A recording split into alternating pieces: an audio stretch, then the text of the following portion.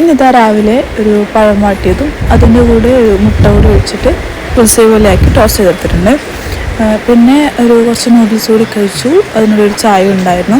നൂഡിൽസിൻ്റെ recipe വേണമെങ്കിൽ താഴെ കൊടുക്കാം. പിന്നെ ഒരു ചോക്ലേറ്റ് കഴിച്ചിട്ടുണ്ടായിരുന്നു. അതെല്ലാം കഴിഞ്ഞ് ഞങ്ങൾക്കൊന്ന് പുറത്ത് പോകാനുണ്ടായിട്ടുണ്ടായിന്. ഷോപ്പിങ്ങും കുറച്ച് കാര്യങ്ങളൊക്കെ ഉണ്ടായിന്.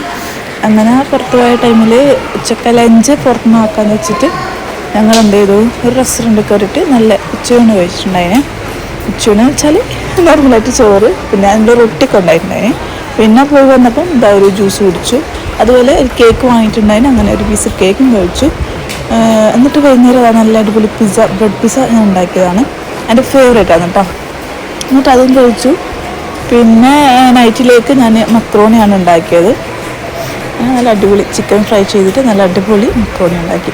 അപ്പം മൊത്തത്തിൽ ഉണ്ടാക്കിയപ്പോഴത്തേക്ക് ഒരുപാടായിട്ടുണ്ടായിരുന്നു. അപ്പം നാളത്തെ ബ്രേക്ക്ഫാസ്റ്റിൻ്റെ കാര്യത്തിൽ തീരുമാനമായി.